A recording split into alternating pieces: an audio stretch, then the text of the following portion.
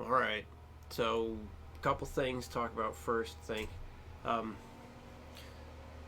I've said it before, but I feel it's worth saying again that until the picking is, really doing what it needs to be, we can't do much more. Improvements have definitely happened. Definitely a lot of improvements tonight. So it's definitely more and more, or getting closer and closer to having it be in the realm of possibility. Syncing up proper picking with left hand movements is also something that has to continue to get better. Definitely something that is going to take time. That being said, most likely lessons are going to continue to be fairly similar to this until everything is going exactly how it needs to. So this way we can get into other things. So just wanted to definitely bring that up because next week that's the last Tuesday of November, and so going forward, December payments coming up soon. I'll be sending out invoices to everybody on Sunday the 24th because that's 1 week prior to the new month happening. So just want you to think about that. Yeah, I know I'm way more strict and more, as you said, detailed than other instructors. Um, so if you like it, fantastic, because I want things to be done correctly for everybody. Um, and here is an idea, and I'm bringing this up knowing full well you just got a new guitar. I suppose there's one thing maybe we could talk about next week, or you could email me and let me know what you think. If the goal is to just play an instrument involved with rock music, I'm wondering if you would have a better time with the bass. Now, the world needs great bass players, absolutely. In fact, if I had to start all over, if like I lost all instrument knowledge and whatnot, I tell myself, and I've told other people, I'd probably learn the bass instead. Certainly have a lot easier time getting gigs being the bass player. Um, yeah, bass is very important. And thinking about that, because well, you picked better, more consistently today, just using your fingernail and just holding your hand like you were holding the pick and picking that way.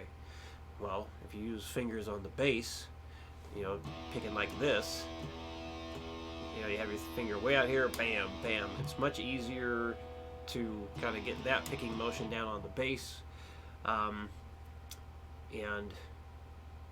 you don't have to worry about slanting your pick either way, whatnot. So, some people are suited for certain instruments. That's what one student of mine has done. He started on guitar, but then he decided he wanted to try bass, and he liked it better. So, wanted to throw that out there just to think about. Like, if the goal is to just play an instrument, maybe the bass would work. I have one bass, but if you want, you could try it out next time and just see what you think. So, anyway, that being said, picking this week, I want you to use the fingernail thing that you did today and use the stylus pick as well. And that's it. Regular picks, they're out for right now because we have to maximize the potential to pick correctly. When you go back to the other picks, even if it might feel more comfortable, you are prone to pick incorrectly with those more often than not. So we want to stay away from those, and we're going to use the fingernail trick or fingernail picking style and use the stylus pick. So maximizing the chance to get things right. You mentioned that you do have the webcam attached to your laptop, so if you record yourself playing things, see if you can get it as close to your right hand as possible so you can see what's happening. I think that would be good. definitely welcome to send videos that you make, and so I can give you some feedback on how things look, how things sound. So one thing you can do to help work on the synchronization stuff is I just want you to go 5, 6, 7, 8, and you got to go slow in order to make sure that you're syncing up. When you go to pick, that's when the left hand moves. You don't want to do this. You don't want to pick, move the finger, and then move. Don't do this. You're going to have to sync it up. So both go down at the same time.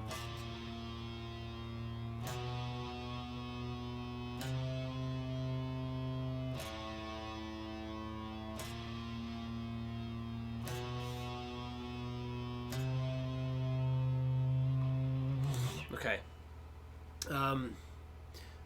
So that kind of like a warm up there. Go like about that slow. Just remember, like, typically when you start going faster and faster, that doesn't help things.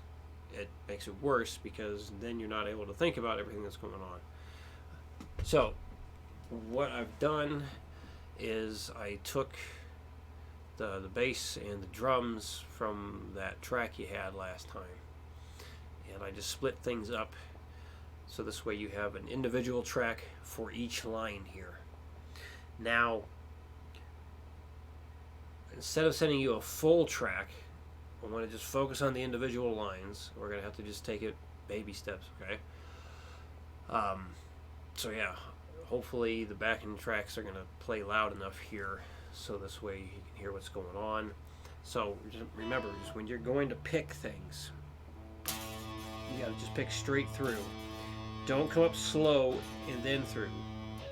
When you go slow and then through, then you create that stop and go thing. You gotta get away from that. Just straight through. And you mentioned at one point with the stylus pick that it felt you were picking light. Keep that in mind. Keep that in mind. Picking light, yes. You're not supposed to dig in and beat the hell out of the strings. You have to go light. Now with the bass, on the other hand, beating the hell out of those strings is a lot of fun, and it's designed for that. You can blast the crap out of those things and have a good old time. So do this with both the fingernail way and with the pick. So just pick straight through. Okay, so everything last count of 4. I'm going to do the top line first. Let me highlight that. So this is what I'm going to do first. And where'd that music go? Alright. Here we go. 2, 3, 4. 2, 3, 4. 1, 2, 3, 4. 1, 2, 3, 4.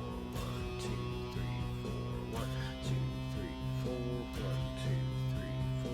1, 2, 3, 4. 1, 2, 3, 4. And when that crash happens at the end, you can just hit the first note of the line one more time to resolve it. That would be fine.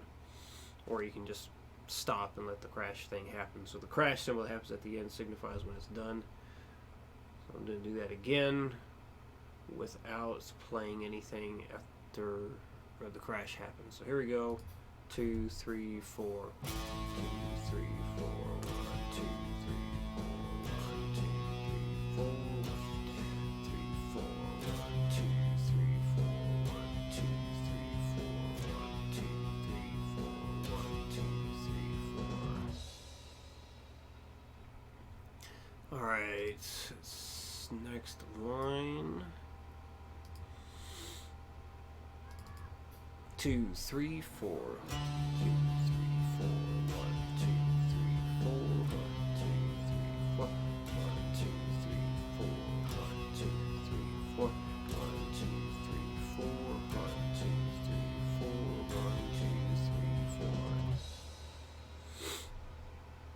Here comes the third line. Wait, I gotta highlight it first. There we go. Alright, here it comes. 2, 3, 4. 2, 3, 4. 2, 3, 4. 1, 2, 3, 4. 1, 2, 3, 4. 1, 2, 3,